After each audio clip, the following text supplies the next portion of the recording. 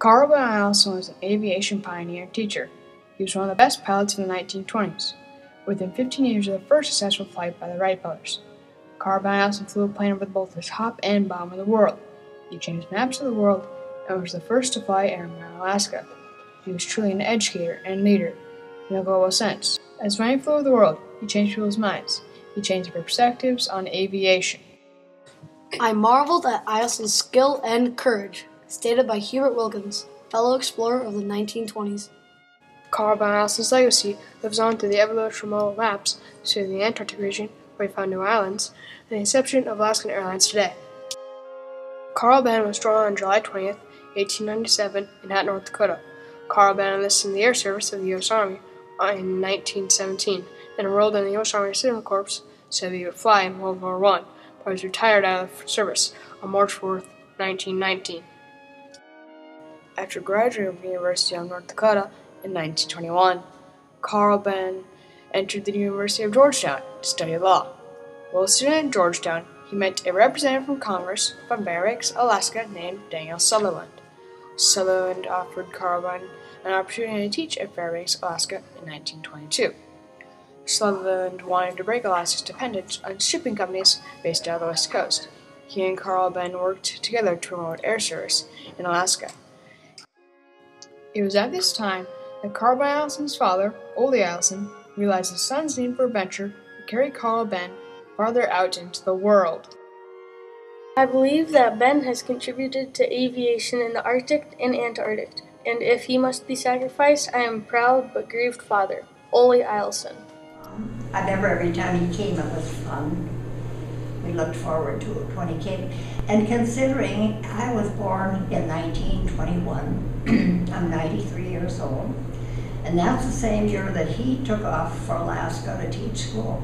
So actually, he sort of his home wasn't here anymore, but it was his home when he was in Hatton. And surprisingly, for transportation at the time, he came back quite a bit for the next 10 years. I remember him coming, quite often, surprisingly. Ben Eielson was a visionary. He showed his leadership by recognizing the need for air service in Alaska. He realized the potential for finding new frontiers through aviation. The current mode of delivering anything, which included mail service, was by train or dog sled. After Ben settled into teaching in Alaska in 1922, he ordered a Curtiss airplane shipped to him in Fairbanks. Ben was also a humanitarian because he organized the Farthest North Aviation Club, whose principal task was to transport medical aid and supplies to remote regions of Alaska. Ben demonstrated his leadership by promoting the safety of flying and became known as the father of aviation in Alaska. Ben Eielson was a true humanitarian, stated by Gary Longmon, Hatton Eielson Museum curator. The first experimental flights by the U.S. Post Office were carried out on February 1924 by Ben. Delivering the mail by dog teams took about 30 days to make one trip. He delivered 500 pounds of mail and marked an important epoch in airmail history. Ben's contract was for 10 trips from Fairbanks to McGrath, a distance of 300 miles, and was to receive $2 per mile. Each trip was completed into 5 to 6 hours. In 1925, Ben returned to Hatton, North Dakota, after his mail delivery contract was finished. While in North Dakota, he received a telegram from Visitor Stephenson in New York. Stephenson introduced Ben to Captain George Hubert Wilkins, an outstanding pilot and Australian explorer. Ben and Wilkins traveled in a Lockheed Vega to make their great flight over the top of the world. It took 3 tries. Ben Eielson was a true humanitarian. He was very interested in helping other people. And that's what brought him to Alaska in the first place. He wanted to connect Alaska, the Alaskan Airways, and connect Alaska with the other parts of the world. He met with an explorer, Hubert Wilkins, and it was in 1926 that they first attempted the top of the world flight, which was unsuccessful. They attempted it again in 1927, again unsuccessful. And in 1928, Ben Eielson and Hubert Wilkins, the explorer, were able to make the first top of the world flight flying from Point Barrow, Alaska to Spitsbergen, Norway. Now, if you were to look at a globe or a map of that area, it would say unknown. No exploration had been done in that area ever before. It is a distance of about 2,200 miles. They did it nonstop in about 23 and a half hours. And upon their completion of this top of the world flight, they became immediate heroes in the field of aviation. Carl Ben Eielson is a hero of Hatton, North Dakota. He is a hero of the state of North Dakota. He is a United States hero, and he is a world hero in the field of aviation.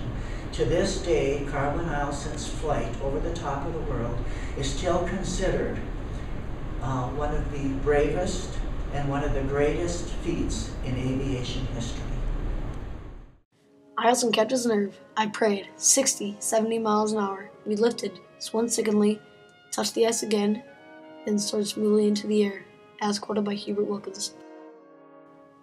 Carl Ben joined a company of pilots in the winter of 1929 on a flight to rescue stranded passengers and recover $1 million worth of furs aboard a freighter ship, which was cut off the ice on the Siberian coast. It was during this rescue attempt that Carl Ben Eielson and Earl Borland, his mechanic, lost their lives. Carl Ben's aircraft never reached the freighter Nanook.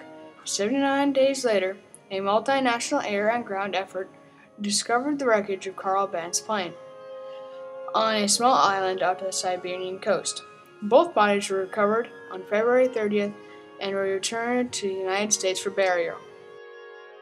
Alaska later memorialized the aviator by naming a mountain peak near Mount McKinley after him. In 1948, Carl Ben was awarded the Harmon Trophy.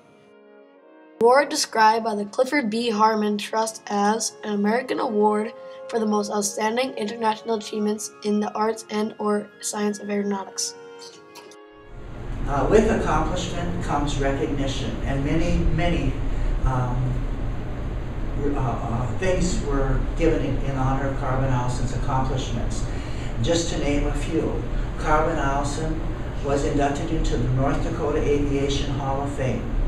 Carl Ben Eielson was inducted into the National Aviation Hall of Fame in Dayton, Ohio. Carl Ben Eielson received the Congressional Medal of Honor, the Flying Cross Award. There are several schools named the Eielson School, the Carl Ben Eielson School. As such, there is an Eielson Air Force Base in Alaska named in his honor.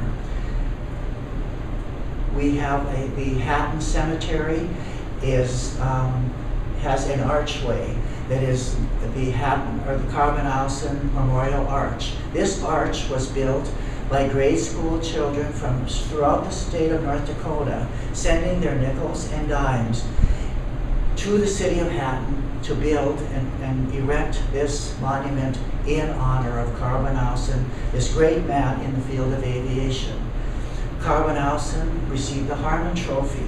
The Harmon Trophy is the highest award given by the United States government to anybody in the field of aviation. Carl Ben Eielson received the Rough Rider Award. The Rough Rider Award is the highest award given to a North Dakotan. Carl Ben Eielson was the first to receive it after his death. Carl Ben Eielson was a true humanitarian. His accomplishments were truly astonishing. His story is impressive because it relates to his passion and dedication to aviation. Stated by H.G. Wambine, author of Ben in Memoriam, Carl Ben Eielson was one of the finest and best-known world heroes.